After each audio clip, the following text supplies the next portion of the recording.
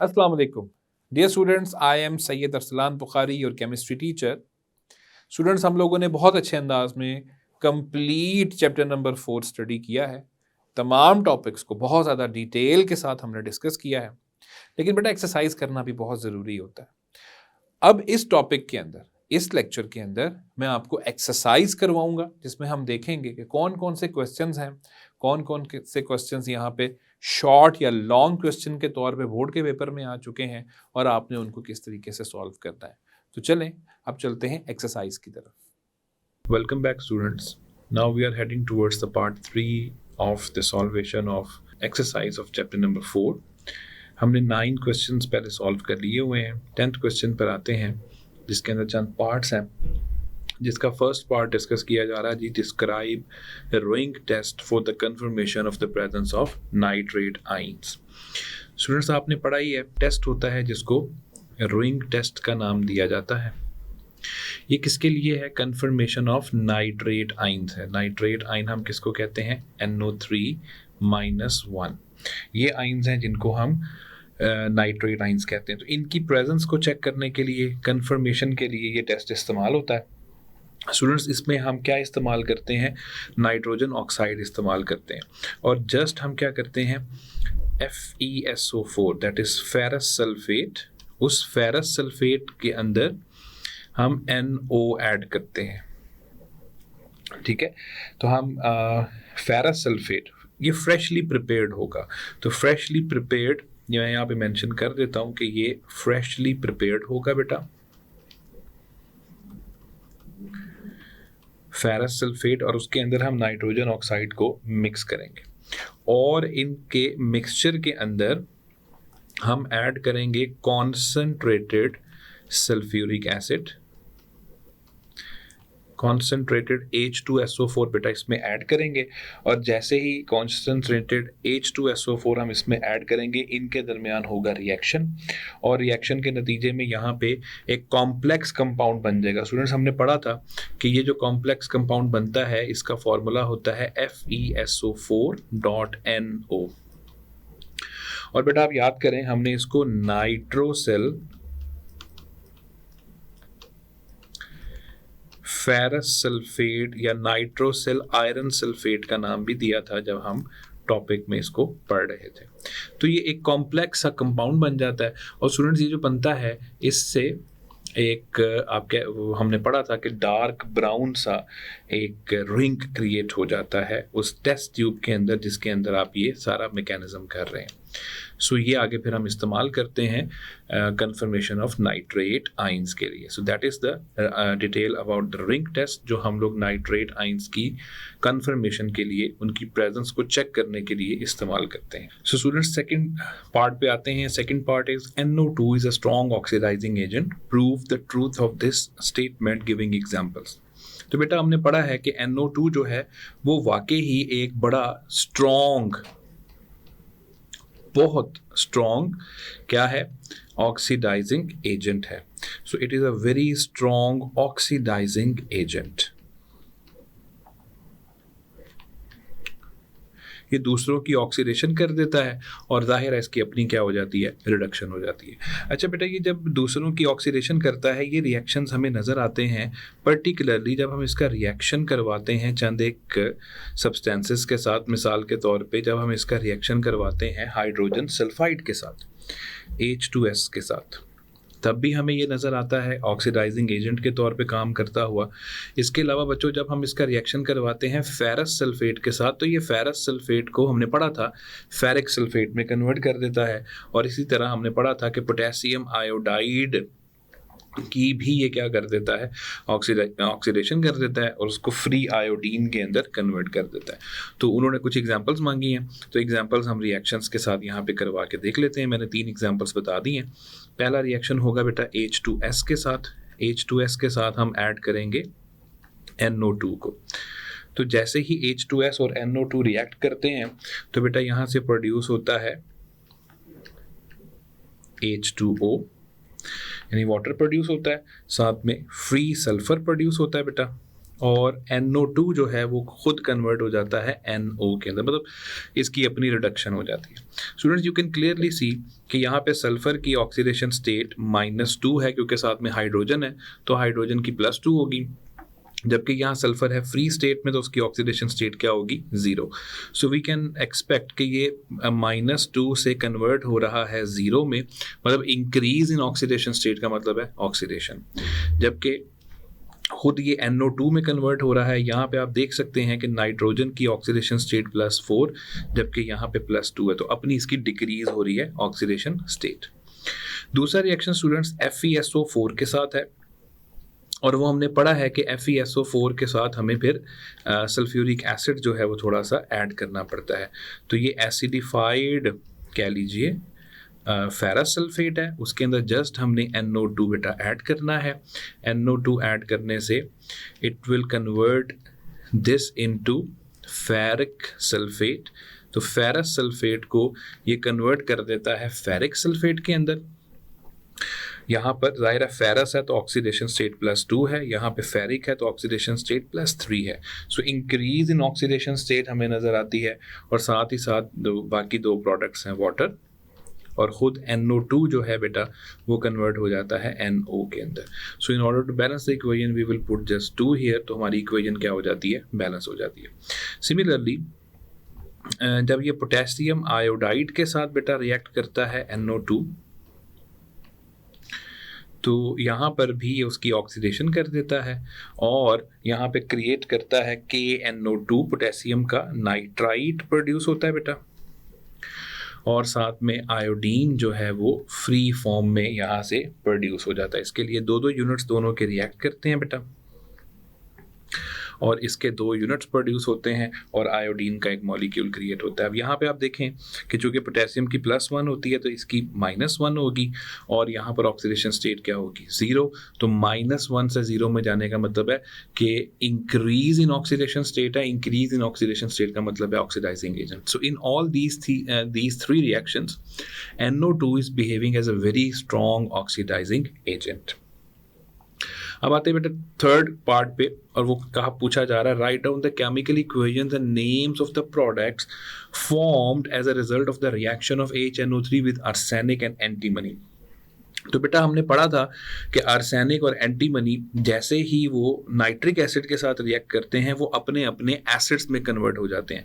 This is a very easy type of reactions. For example if we talk about arsenic, और arsenic का reaction हम करवा देते हैं HNO3 के साथ, तो बेटा हमने पढ़ा था कि आर्सेनिक जो है वो अपना एसिड बना देता है जिसको हम कहते हैं आर्सेनिक एसिड, और उसका फॉर्मूला है H3AsO3। तो ये अपना आर्सेनिक एसिड जो है वो बेटा उसने क्रिएट कर दिया। सो ये है आर्सेनिक एसिड, और HNO3 जो है वो कन्वर्ट हो जाता है into NO2 along with the production of water। So this is a very easy type of reaction।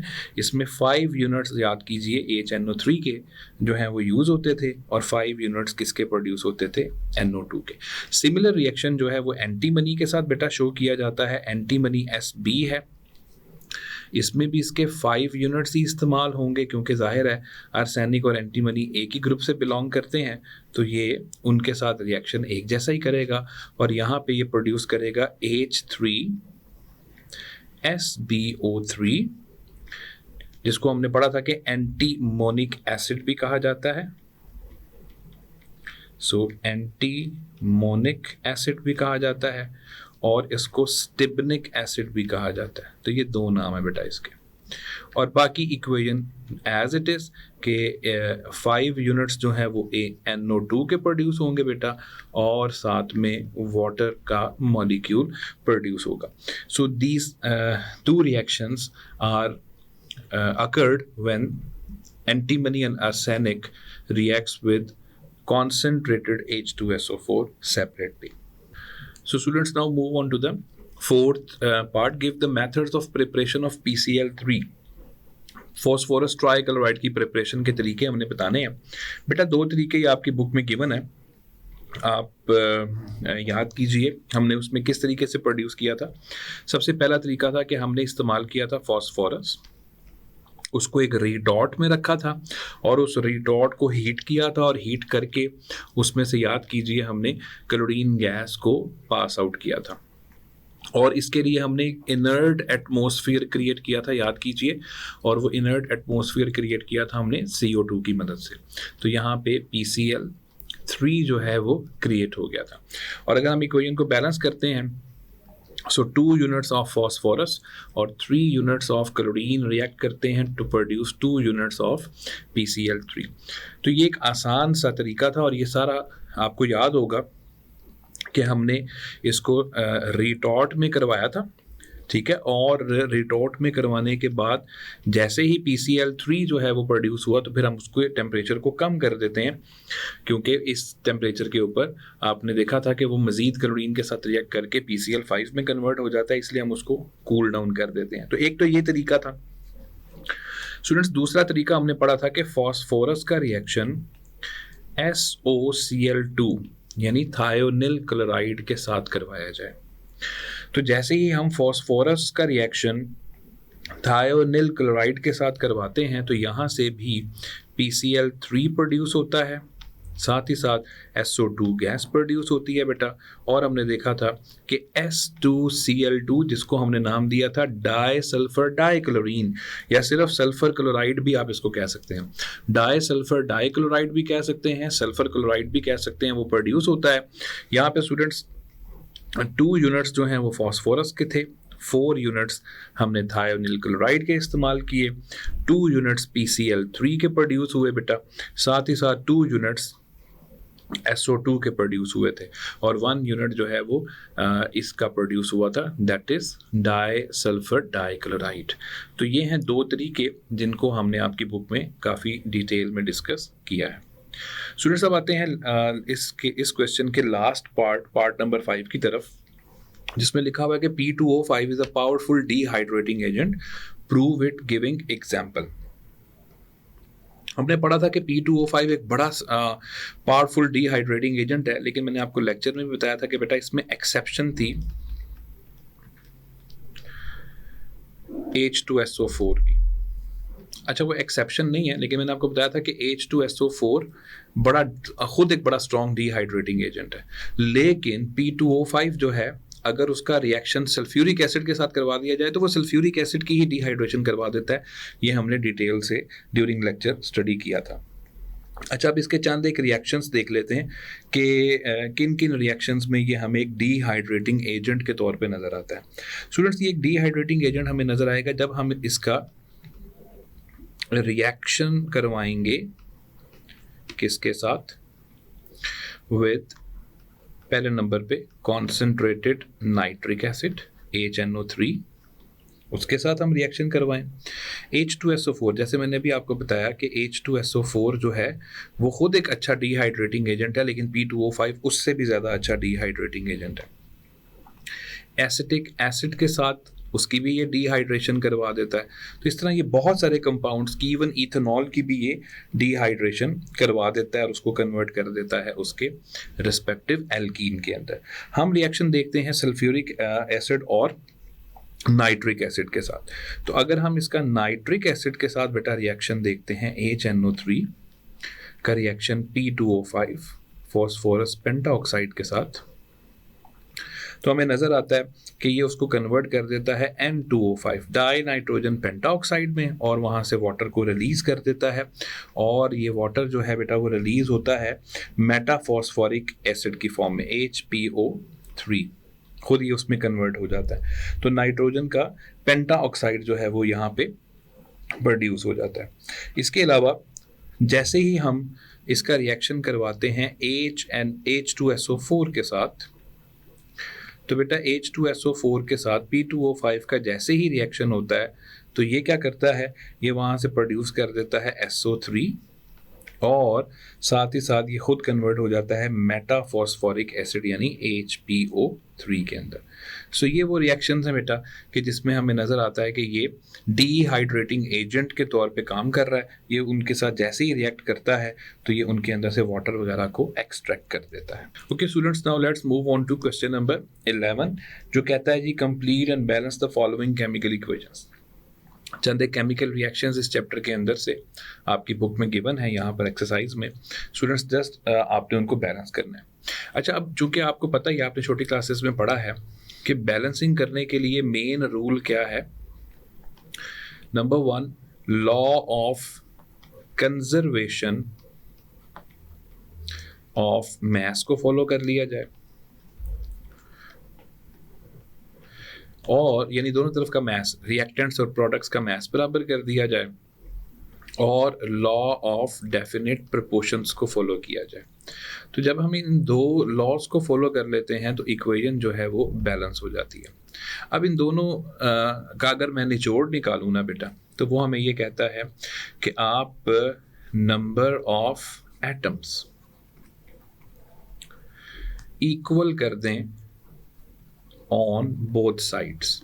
तो दोनों तरफ हम क्या करेंगे बेटा, इक्वेशन की दोनों तरफ हम क्या करेंगे, हम नंबर ऑफ एटम्स को इक्वल करने की कोशिश करेंगे।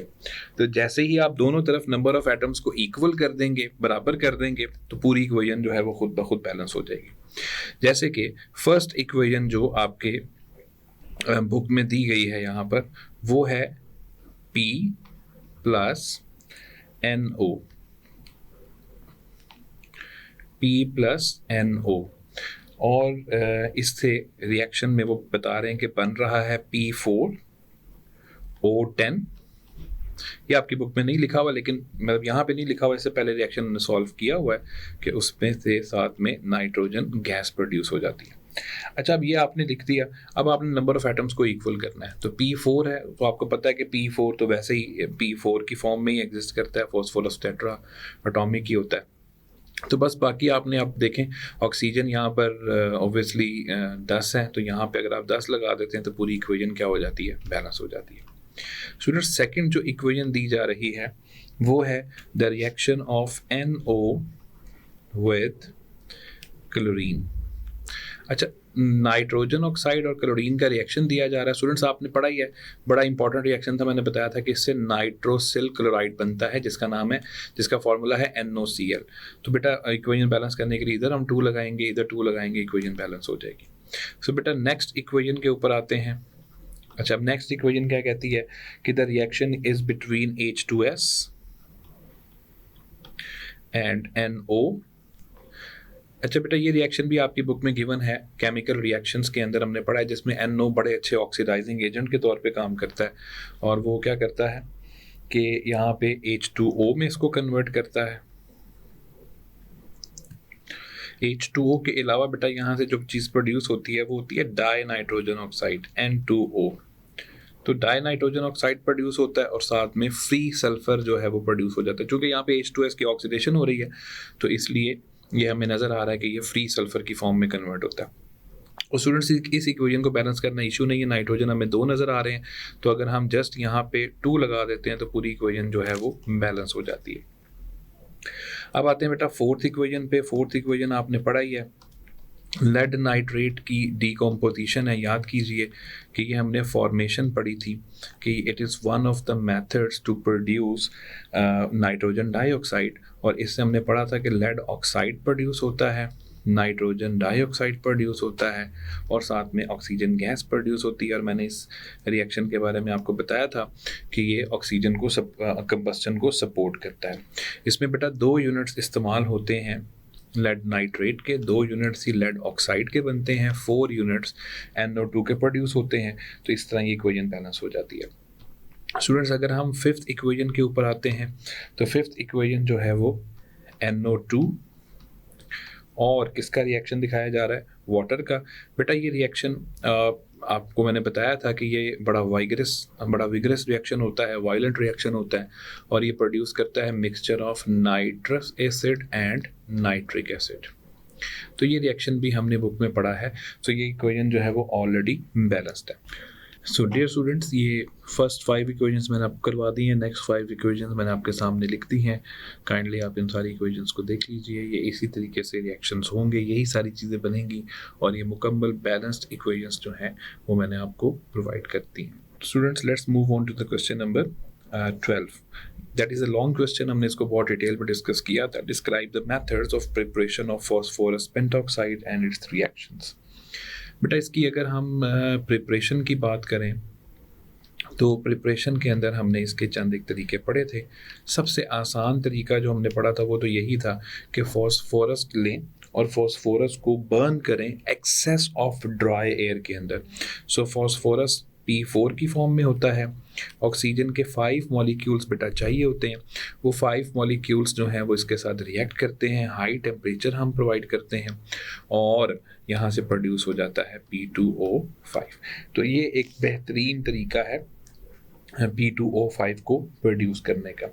इसके अलावा बेटा हमने एक और तरीका भी पढ़ा था कि P2O3 जो होता है फॉस्फोरस ट्राईऑक्साइड, अगर उसकी ऑक्सीडेशन कर दी जाए तो वो भी कन्वर्ट हो जाता है P2O5 में। So these are the 2 methods, common methods to produce phosphorus pentoxide. अब बेटा अगर इसके हम प्रॉपर्टीज़ की बात करते हैं यानी केमिकल रिएक्शंस की बात करते हैं, so these chemical reactions are very simple. मिसाल के तौर पे एक हमने इसका रिएक्शन पढ़ा था वाटर के साथ, P2O5 when it reacts with water. हमने पढ़ा था कि ये बड़ा विगरस रिएक्शन होता है और इसके नतीजे में प्रोड्यूस हो जाता है मेटाफॉस्फोरिक एसिड PHPO3। सो मेटाफॉस्फोरिक एसिड जो है बेटा वो यहाँ से प्रोड्यूस हो जाता है। इसके ये हमने पढ़ा था कि ये रिएक्शन जो है वो कोल्ड वाटर में होता है, लेकिन अगर हॉट वाटर हो तो हमने देखा था कि वो रिएक्शन ज़्यादा विगरस होता है क्योंकि उसमें फॉस्फोरिक एसिड प्रोड्यूस होता है। So if you talk about the hot water P2O5 when reacts with hot water it produces H3PO4। तो ये हमारे पास इसका जो है वो एक स्टेटस जो है वो हमारे सामने आता है और यहाँ पे 3 वाटर मॉलिक्यूल्स जो हैं वो हिस्सा लेते हैं। तो ये असल में हॉट वाटर के साथ रिएक्शन होता है। सो ये इसका एक रिएक्शन था बेटा। उसके अलावा आप याद कीजिए हमने इसका रिएक्शन एसिड्स के साथ करवाया था, जैसे नाइट्रिक एसिड के साथ और सल्फ्यूरिक एसिड के साथ, और वहाँ पे इसने काम किया था एज डिहाइड्रेटिंग एजेंट, जिसको भी ऊपर हम डिस्कस करके आ चुके हैं। सो यहाँ पर वही रिएक्शंस को आप अगेन डिस्कस कर सकते हैं और वो रिएक्शंस किसके साथ होंगे वो हमने डिस्कस किया है कि वो रिएक्शन कॉन्सेंट्रेटेड HNO3 के साथ भी आप देख सकते हैं, वो आप H2SO4 के साथ भी देख सकते हैं, वो आप methyl CH3 COOH acetic acid के साथ भी देख सकते हैं, इथेनॉल के साथ भी देख सकते हैं और उनको रिस्पेक्टिव कंपाउंड्स के अंदर स्टूडेंट्स हमने देखा था वो क्या कर देता है, कन्वर्ट कर देता है। So these are the very simple chemical reactions of phosphorus pentoxide. Now students, if we talk about the last question from chapter number 3 exercise, that is discuss the trends in physical properties of group 6A elements. Students, हमने 6A elements के बारे में पढ़ रखा है कि जो 6A के elements हैं उनको हम लोग ऑक्सीजन फैमिली का नाम देते हैं और हमने ये भी पढ़ा था बेटा कि ऑक्सीजन फैमिली के अलावा इनको कैल्कोजेंस का नाम भी दिया जाता है। तो इसकी ऊपर मुकम्मल डिटेल्ड वीडियो लेक्चर बेटा मौजूद है। आई वुड रिकमेंड कि आप उस टॉपिक को एक दफ़ा रिकन्सिडर करें, उसको देखें, तो आपको सारी फिजिकल प्रॉपर्टीज़ जो मैंने बहुत डिटेल से समझाई थी उनकी समझ लग जाएगी। जी, तो डियर स्टूडेंट्स, ये थी एक्सरसाइज चैप्टर नंबर 4 की। मैंने तमाम क्वेश्चंस को बहुत अच्छे तरीके से फिर से एक्सप्लेन किया, जिससे चैप्टर एक दफ़ा दोबारा से आपको रिवाइंड हो गया। मैं उम्मीद करता हूँ कि सब स्टूडेंट्स को इसकी अच्छे तरीके से समझ लग चुकी होगी। Now we'll shall meet in the chapter number 5। तब तक अपना ख्याल रखिएगा। अल्लाह हाफिज़।